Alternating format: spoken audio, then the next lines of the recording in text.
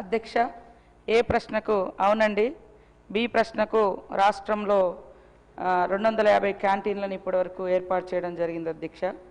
C ప్రశ్నకు chef శిక్షణ క్యాంటీన్ల నిర్వహణపై ఒక్కొక్కరికి 22,300 రూపాయల వ్యయంతో ఎస్హెచ్జి సభ్యులకు 10 రోజుల కోసం హైదరాబాద్లోని జాతీయ పర్యాటక ఆతిథ్య నిర్వహణ సంస్థ ఆధ్వర్యంలో శిక్షణ ఇవ్వడం జరుగుతూ ఉంది అధ్యక్ష. అదేవిధంగా అత్యవసర మౌలిక సదుపాయాలు యుటిలిటీతో పాటు ప్రభుత్వ సంస్థల్లో ఉచితంగా స్థలాన్ని కూడా కల్పించడం జరుగుతుంది అధ్యక్ష. వడ్డీ లేని రుణాల కింద నిర్వహణ పెట్టుబడి కోసం ఎస్హెచ్జి సభ్యులకు రుణాలు అందించడం జరుగుతుంది అధ్యక్ష. అదేవిధంగా డి ప్రశ్నకు పట్టణ ప్రాంతాల్లో ఇదివరకే 130 ఐఎంఎస్ క్యాంటీన్లను ఏర్పాటు చేయడం జరిగింది అధ్యక్ష. మరిన్ని క్యాంటీన్లను కూడా దశల వారీగా ఏర్పాటు చేయాలని యోచిస్తున్నాం అధ్యక్ష. శ్రీ బాలునాయక్ గారు.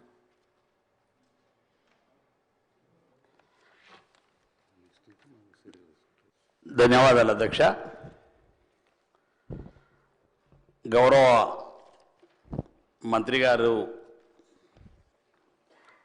చెప్పిన విధంగా అధ్యక్ష, ఏదైతే రాష్ట్ర వ్యాప్తంగా ఈ క్యాంటీన్లను ఏర్పాటు చేసినటువంటి సందర్భంలో మరి సుమారుగా 150 ఏర్పాటు చేసిన మంత్రి గారు చెప్తా ఉన్నారు, 250 అని చెప్తా ఉన్నారు.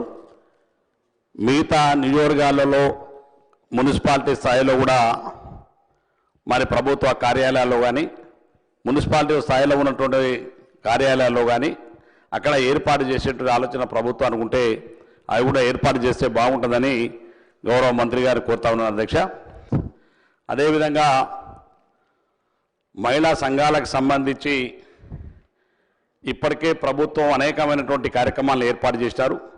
ముఖ్యంగా సీతక్క గారి నాయకత్వంలో మరి ఎస్హెచ్జి గ్రూపులకు ఎప్పుడు లేని విధంగా వడ్డీ లేని రుణాలు కావచ్చు, అదేవిధంగా ఇప్పటి వరకు ఏ రాష్ట్రంలో లేని విధంగా మన రాష్ట్రంలో మహిళా సంఘాలకు సంబంధించి మరి వారి అభివృద్ధి కోసం మరి పెట్రోల్ బంకులను ఏర్పాటు చేయడం కావచ్చు, అదేవిధంగా మన ఇవాళ అక్కా చెల్లెలకు ఉచితంగా ఇచ్చేటువంటి బస్సులు ఏవైతే ఉన్నాయో వాటిలో కూడా ఎస్హెచ్జి గ్రూపులకు సంబంధించి మరి మహిళా సంఘాల ద్వారా బస్సులు కొనుగోలు చేసి వచ్చేటువంటి ఆదాయంతో వారి సంఘాలను బలోపేతం చేయాలనే ఆలోచనతోటి ఈ ప్రభుత్వం మహిళల పట్ల చేస్తున్నటువంటి అభివృద్ధి పట్ల మరి గౌరవ ముఖ్యమంత్రి గారికి గౌరవ మంత్రి గారికి ప్రత్యేకమైనటువంటి ధన్యవాదాలు తెలియజేస్తున్నాం అధ్యక్ష.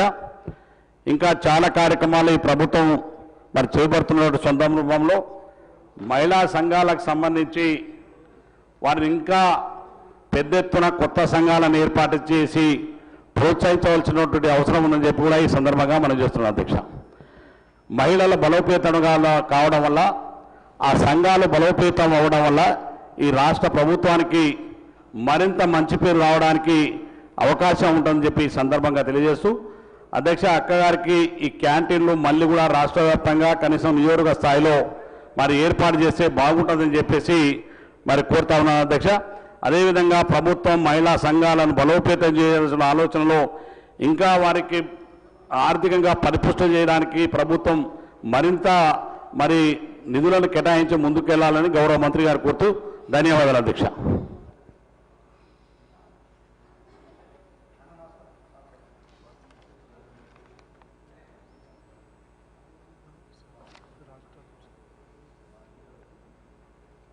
శ్రీ రాజ్ ఠాకూర్ గారు.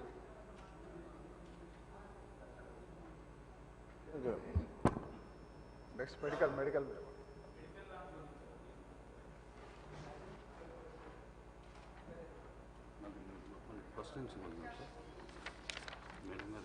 మినిస్టర్ గారు. అధ్యక్ష, గౌరవ సోదరుడు బాలు నాయక్ గారు అడిగినట్టుగా ఎక్కడ వీలైతే ఎక్కడ పబ్లిక్ ఉంటారో మరి అక్కడ అన్నీ కూడా హాస్పిటల్స్ కానీ కలెక్టరేట్ కానీ మరి జిల్లాలలో మండలాల్లో ఆయా మహిళా సంఘాలను ప్రోత్సహించాలి. ఇది కేవలము ఆర్థిక అభివృద్ధితో పాటు మరి మహిళలు వాళ్ళ కాళ్ళ మీద వాళ్ళు నిలబడాలనే ఉద్దేశంతో మీకు తెలుసు మన ప్రభుత్వం వచ్చి రాగానే ముఖ్యమంత్రి గారు మరి 1 కోటి మంది మహిళల్ని కోటీశ్వరులను చేయాలనేటువంటి ఒక సంకల్పం పెట్టుకొని మరి ముందుకెళ్ళడం జరుగుతూ ఉంది అధ్యక్ష. దానిలో భాగంగానే మహిళల మీద భారం పడకూడదనే ఉద్దేశంతో మన గవర్నమెంట్ అధికారంలోకి వచ్చిన 42 గంటలలో 48 గంటల్లోనే మరి ఉచిత బస్సు ప్రయాణం పెట్టి కూడా ఆర్థికంగా మహిళలను ఆ భారం నుంచి బయటికి తీసుకురావడం జరిగింది అధ్యక్ష. అదేవిధంగా ఈరోజు రాష్ట్ర రాజధానిగా ఉన్నటువంటి పరిపాలనా కేంద్రానికి కేంద్రంగా ఉన్న సెక్రటేరియట్లో కూడా మరి మన ప్రభుత్వం వచ్చి రాగానే మహిళలకు క్యాంటీన్ పెట్టి అందించడం జరిగింది అధ్యక్ష. నిన్న మేము కూడా మేడారంలో మరి బొంగు చికెన్ కూడా మహిళలకే ఇవ్వడం జరిగింది అధ్యక్ష. నేను గౌరవ మా ఇన్ఛార్జ్ మంత్రి పొంగులేటి శ్రీనివాసరెడ్డి గారు కూడా ఓపెన్ చేయడం జరిగింది అధ్యక్ష. ఈ సందర్భంగా దాదాపుగా మేడారం జాతరలో ఇటు వరంగల్ నుంచి కానీ అటు చుట్టుపక్కల నుంచి కానీ వచ్చేటువంటి భక్తులకు ఎక్కడ వీలైతే అక్కడ ఫుడ్ కానీ ఇతరత్ర అవసరాలు తీర్చుకోవాల్సిన ఏమవుతున్నాయో ఈ మహిళా సంఘాలకే దాదాపుగా 500 షాప్స్కు గవర్నమెంట్ నుంచి బ్యాంక్ లింకేజ్ ద్వారా వాళ్లకు ఫైనాన్షియల్గా సపోర్ట్ చేస్తూ ఇట్లాంటివన్నీ పెట్టిస్తున్నాం అధ్యక్ష.